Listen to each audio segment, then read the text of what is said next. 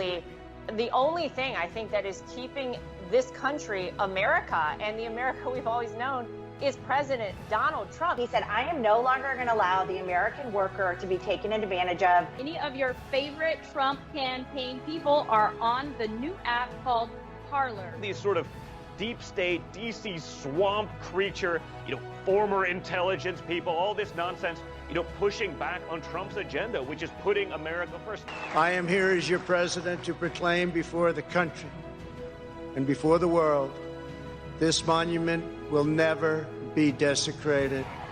These heroes will never be defaced. On this wonderful day, we celebrate our history, our heroes, our heritage. On Independence Day, I took a moment just to really appreciate and thank law enforcement for the job they do. We are one people, one family, and one glorious nation under God. We will make America great again. Welcome to Team Trump Online.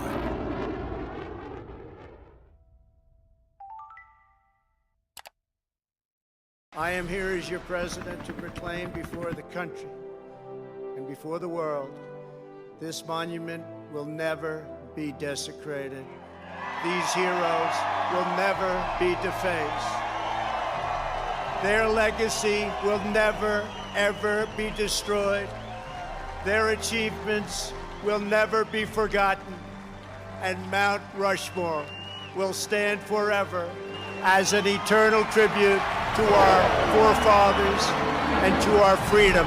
We are the nation that gave rise to the Wright brothers, Harriet Tubman, George Patton, the great Louis Armstrong, Elvis Presley, Ella Fitzgerald. We settled the Wild West, won 2 world wars, landed American astronauts on the moon. Centuries from now, our legacy will be the cities we built, the champions we forged, the good that we did, and the monuments we created. America's destiny is in our sights. America's heroes are embedded in our hearts. America's future is in our hands. And ladies and gentlemen, the best is yet to come.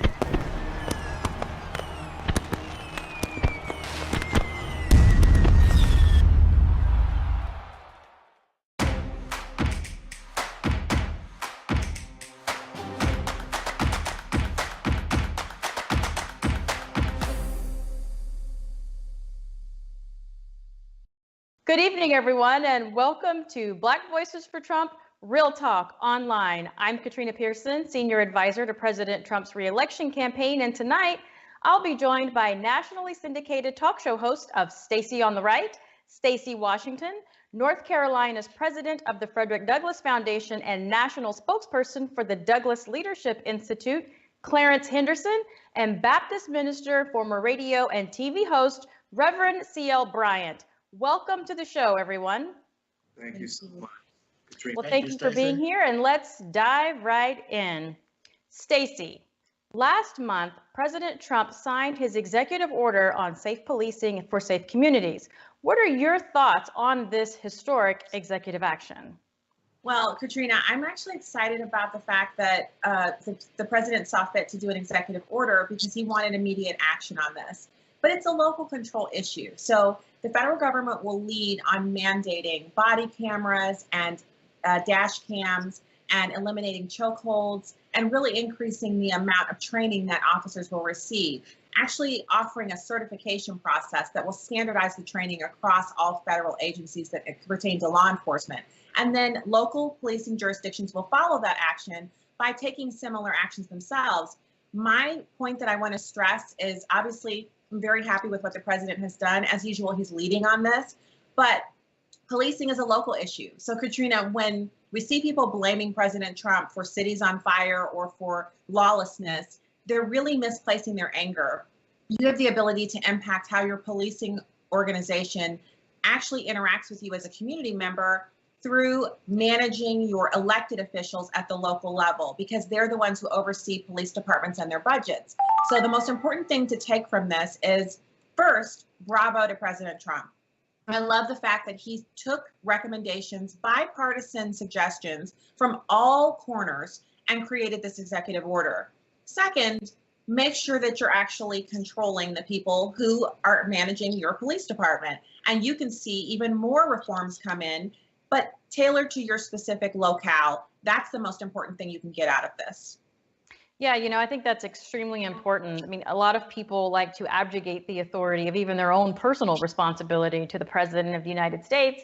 And a lot of people are paying attention today. But, in a disappointing but completely unsurprising turn of these events, Democrats refuse to work with the administration and Republicans in Congress to put this important step forward. And it's truly meaningful and lasting reform, and it could be statute today, except we watched this treatment of Senator Tim Scott's Justice Act, and we'll just use that to highlight all of this, just how little Democrats care about meaningful reform. And Clarence, I want to ask you this question, because many people have compared a lot of these claims of injustices to those similar to the 1960s, which you were there, you were an activist and participated in some of these lunch sit-ins and many other events during the civil rights movement. Can you share with us a little bit about your experience during that time?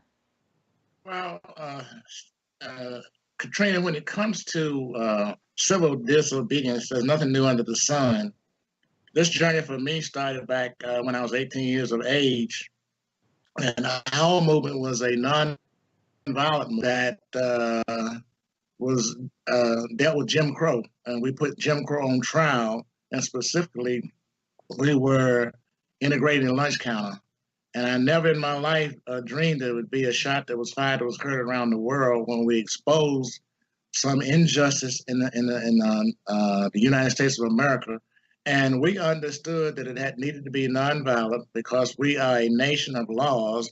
And so we used that to our advantage to integrate the lunch counter and to make changes that we see today, whereas that we as a race of people were thought of as less than, but we proved that we were just the same as anybody else. And so our whole idea was to be seen as what our Constitution says, that we are all created equal, and to step out in faith and change the climate of America. And we were quite successful, and I consider myself to be quite fortunate to have dealt in that endeavor. And when I look at compared to today, we had a plan, and the most important part of that plan was to be nonviolent, to change the laws.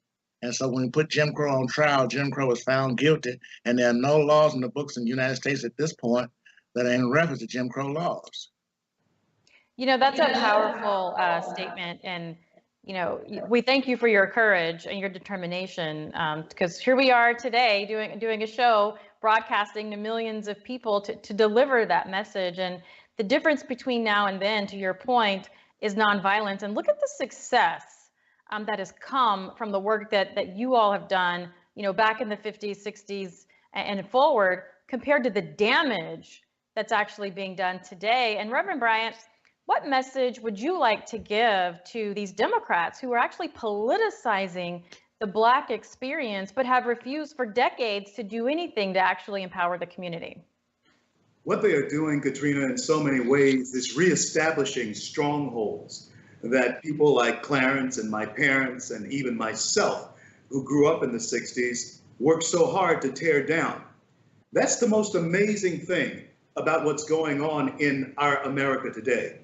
There is a certain stolen valor that is taking place in this country, stealing the valor of people who actually paid the price for our civil rights.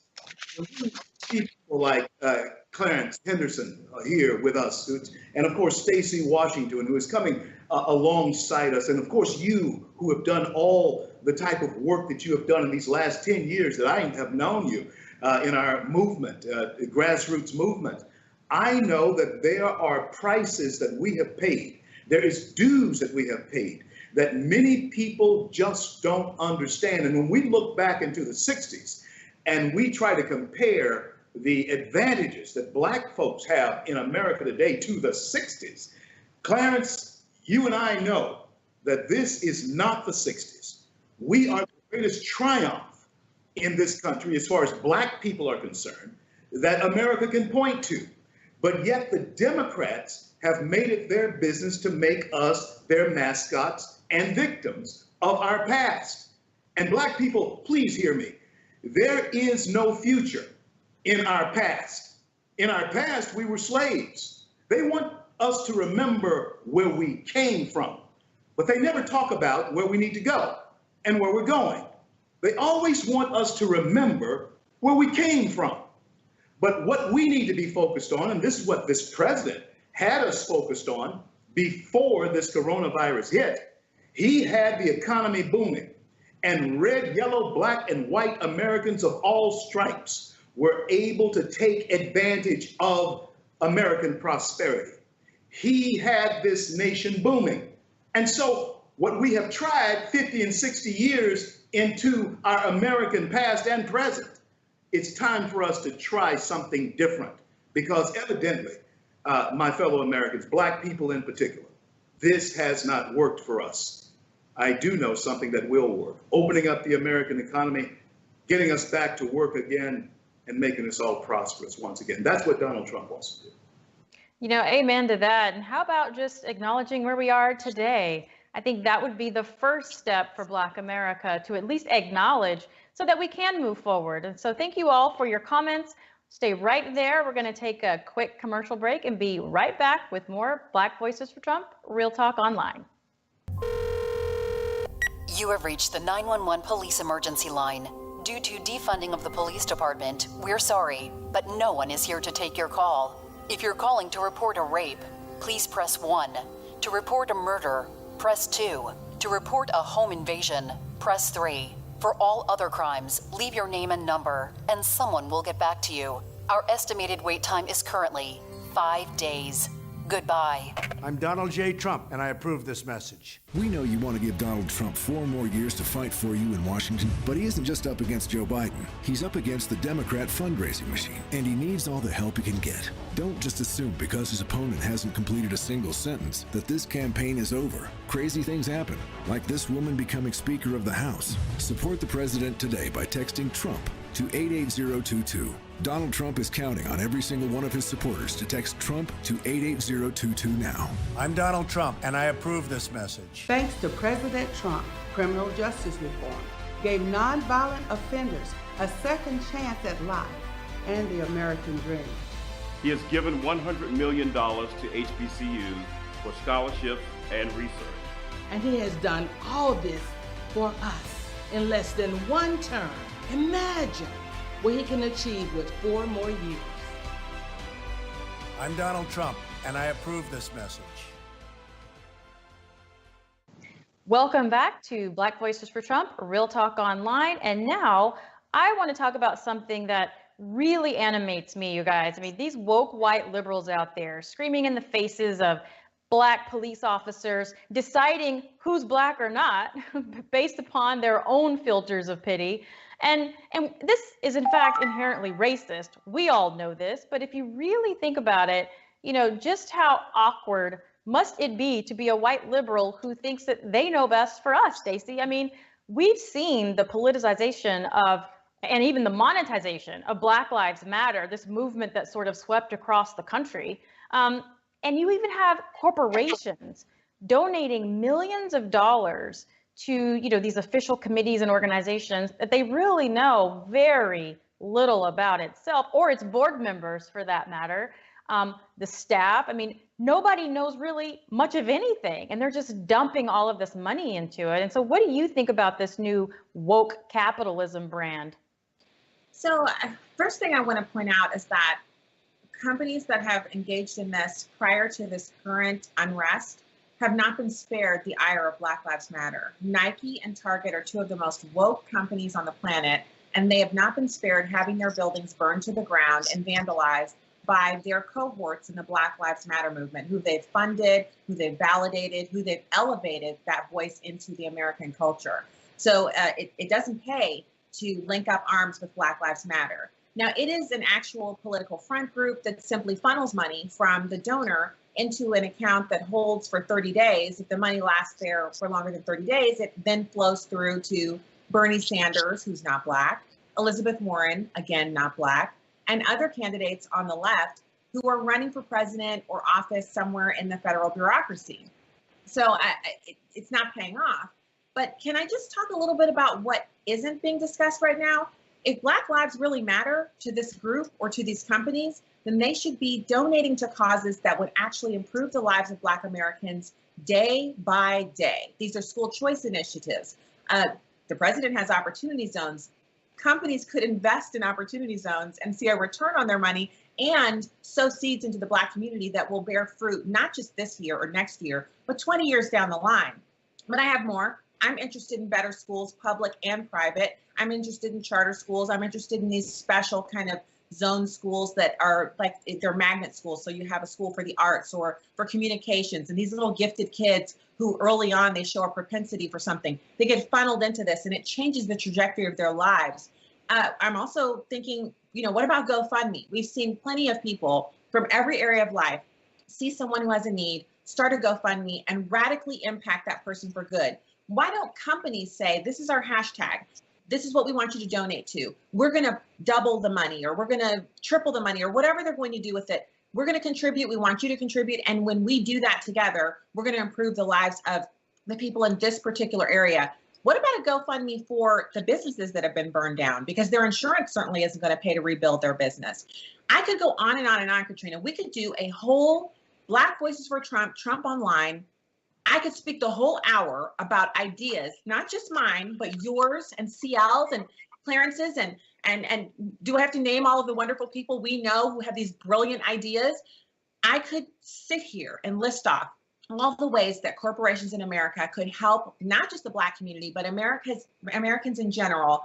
But we'd probably be wasting our time because those great ideas have nothing to do with a political agenda to unseat this president, and therefore they're not worth discussing. And that to me is the problem.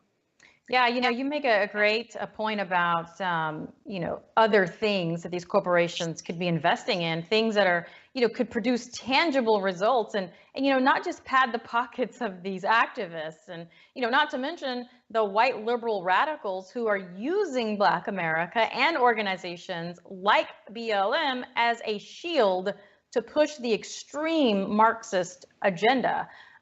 We've seen more and more Black Americans speak up recently. And there's one particular I want to show everyone tonight. So let's take a look at this. I don't know how many people really look into the mission statement of Black Lives Matter, but I did. And when you look into it, there's a couple things that jump out to me. And I'm a Black man who's been Black, and my life has mattered since 1974. And this organization was founded in 2013. I'm proud of you. But I've been fighting this fight for me and for others a lot longer. Two things. My family structure is so vital, important to me. Not only the one I grew up in, but the one I'm trying to create right now. Being a father and a husband, that's my mission in life right now. How do I reconcile that, what I just told you, with this mission statement that says, quote, we dismantle the patriarchal practice. We disrupt the Western prescribed nuclear family structure requirement. When I know statistics, when I know my reality, forget statistics. I knew this before I even went to Columbia and saw these same statistics that I'm going to read to you right now. That children from single-parent homes versus two-parent homes. The children from the single-parent homes, this is in 1995 I was reading this. 5 times more likely to commit suicide, 6 times more likely to be in poverty, 9 times more likely to drop out of high school, 10 times more likely to abuse chemical substances, 14 times more likely to commit rape, 20 times more likely to end up in prison, and 32 times more likely to run away from home. I knew that. You know why I knew it? Because a lot of my friends didn't have family structures that were nuclear like mine, and they found themselves outside of their dreams and goals and aspirations. So when I see that, or as a mission statement for Black Lives Matter, it makes me scratch my head. Wow. So that was very powerful. That clip has since gone viral. And I've seen a lot of support. And I just have to say, you know, I don't know of any other person out there who has spoken so clearly and succinctly about his position on where he stands as a Black man on Black Lives Matter. And Clarence, what do you think about the mission statement? And do you think that most people or corporations even know anything about what or who they're supporting? Well, you know, Katrina, as I looked at that video clip, it was like me looking in the mirror. I came from a two-parent family. I'm going to show you about priorities. My parents only had a third grade education. My dad worked 6 days a week, went to church on Sunday. My mother never worked anything but a part-time job because the idea was that we needed to raise these three sons the correct way. And so I saw this hard-working man go out and take care of his family while my mother stayed at home to raise the sons. And so it made a better environment for me. And I can remember back during that time when there were some families that were not as fortunate that did not have a two-parent home and the kinds of problems and things that they got into. And so when we look at America, what we see is a country that has lived under that kind of reality.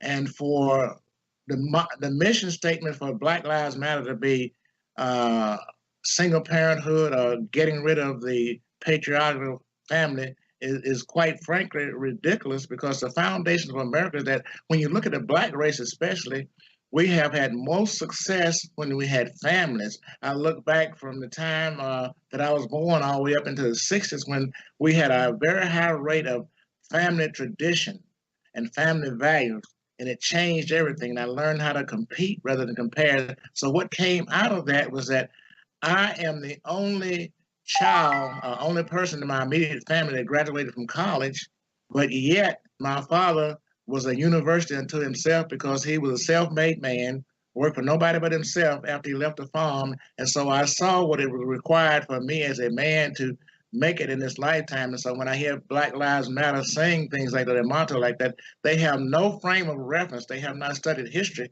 This journey started for me when I was 18 years of age in 1960. And I would love to sit down and share with some of them the reality of what is required for us to be successful in this country. Is like we should compete rather than compare.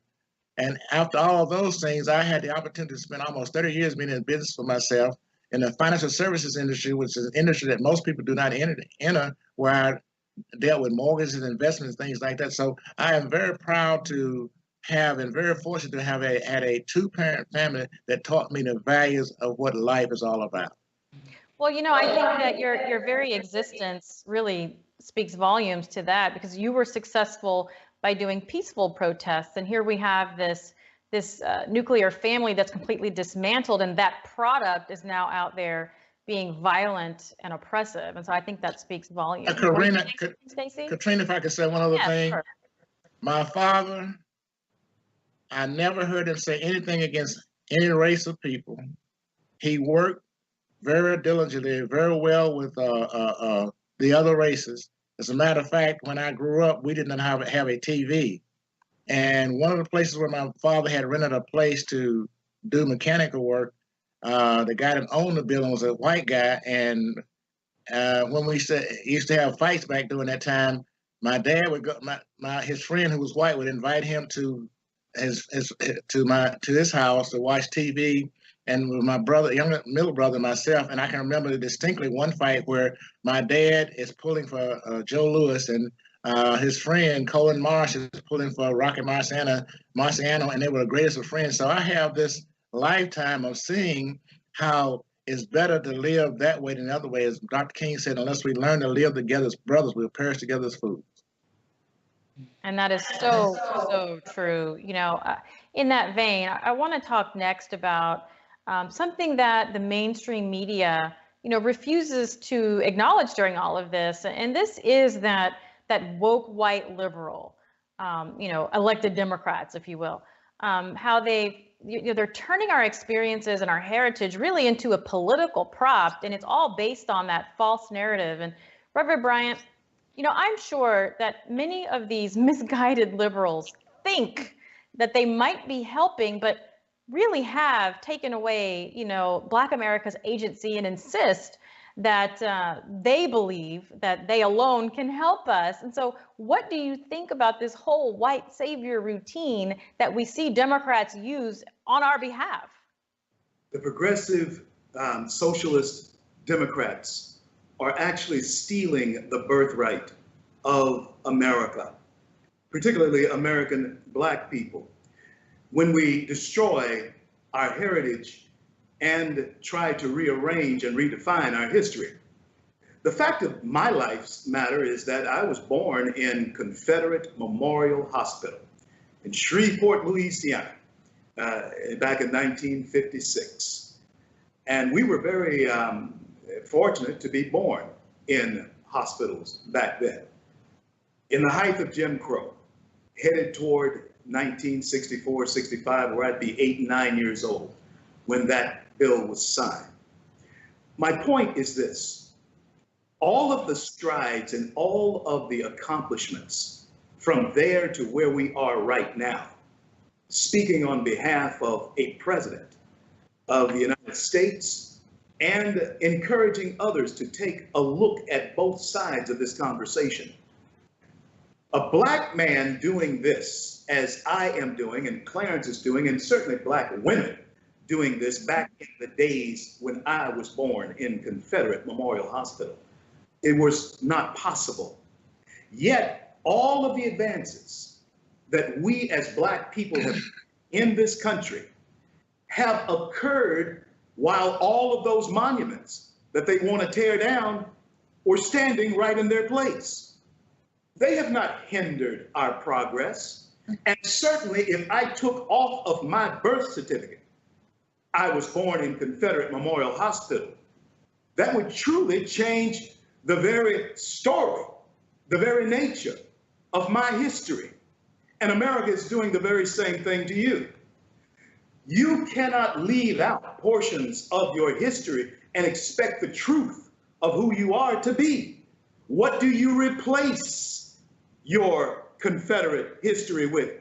After all, the Civil War, the Revolutionary War, you can't understand America without either one of them. You certainly can't understand modern America without understanding first what the Civil War was totally about. It is a part of our American heritage. It is a part of our birthright.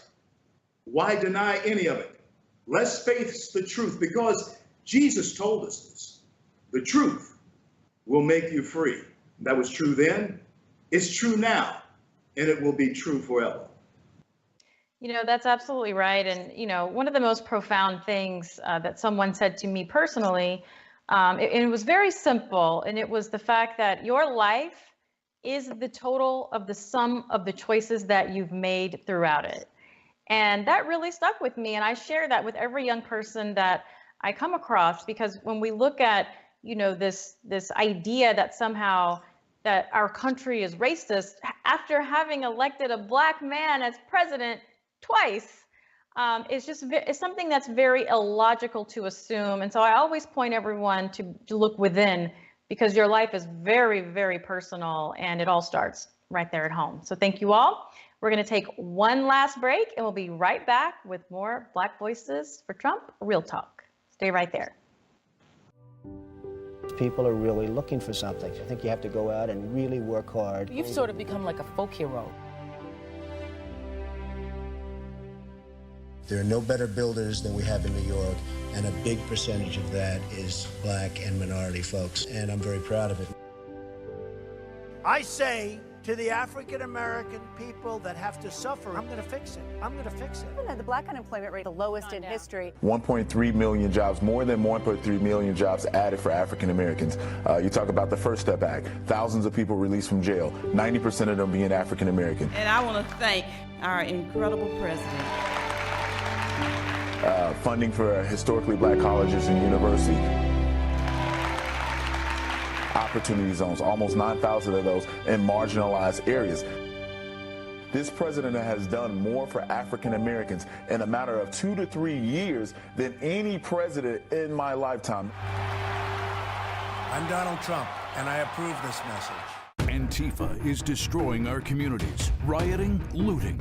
Yet Joe Biden kneels down and his staff sends money for bail. And Biden fails to stand up to the radical leftists fighting to defund and abolish the police. With Biden kneeling to the left, we'd have chaos in the streets. President Trump is standing up for us, keeping our communities safe, protecting minority-owned businesses, and always standing for our flag. I'm Donald J. Trump, and I approve this message. And welcome back to Black Voices for Trump, Real Talk Online. And earlier in the show, we discussed how Democrats use the Black experience to further their own political agenda. And there's no better example of that than Joe Biden himself. Over 4 decades, Joe Biden has been soft on words, but hostile on working Americans and deadly even for Black America. Whether it's abortion or immigration, school choice, prison to poverty, Joe Biden has been a clear and present danger to Black Americans. Reverend Bryant, can you explain for our viewers why Biden hopes that Black America forgets his decades-long experience of disastrous policies that have harmed the community? All America need do, Katrina, is go back to 1991. When Joe Biden and Ted Kennedy led, according to now Justice Clarence Thomas, a high-tech lynching of a Black nominee for the Supreme Court. Joe Biden has been that way ever since Joe Biden has been in politics. He has been a total contradiction of the term Joe Biden.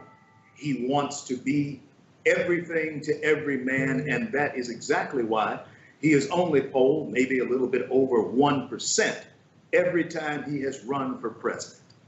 Joe Biden has never shown himself to be a national leader, and surely America has never thought of him as a national leader. And the only thing that's helping him now is the slanted, progressive, liberal media that is pulling him out ahead. If you think for 1 second someone who does not have the courage or intestinal fortitude to face today's issues like President Trump does head on can be president of the United States in this America today, you are wrong. We need someone with strength of character, backbone, and strength of conviction. Donald John Trump has shown himself to be that guy. Joe Biden has never shown himself to be that guy. And the character that you saw back in 1991, when he was indeed performing, as Clarence Thomas said in his words, a high-tech lynching, he is still doing that today.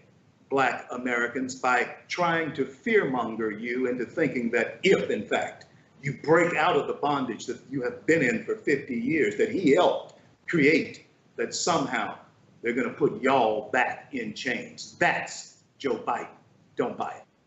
Yeah, you know, whether it's 1991, 1974, or 2020, Stacey, we just found out that Joe Biden's education plan is to put teachers first, not students. But he's played this, particularly large role in many of the policies that have hurt Black Americans, whether it be mass incarceration, the design that tore those fathers away from their families, or even, destructive trade deals that took away jobs from working people. Is November 2020 the last opportunity for America to hold Joe Biden accountable for these policies, or should they? Well, Katrina, I think the appropriate phrasing there, you just used it, holding him accountable. The man has run for president. This is his 3rd time. He's been in politics longer than I've been alive, and I have 2 college-age kids. So I just want to make sure that people understand the breadth and length of his service to this country as a politician, and then contrast that time with the lack of accomplishments. So in the short, almost 4 years that President Trump has been in office, He has a list of accomplishments that's literally longer than my arm, and I'm over 6 feet tall. But then you contrast that with Joe Biden. This is a man who literally, if you go back on his signature achievements, they're now being ripped apart by the very constituencies that he claimed he was going to help. He tore apart the Black community with mass incarceration. He refused to allow Black kids trapped in inner city failing schools the opportunity to have school choice. He also has made statements about education that if we integrated America's school system, public schools, that it would make them into jungles. It would make them, the kind of language that's reserved for a trip to the zoo. He characterized Black children in that way. He's also said things about, he learned about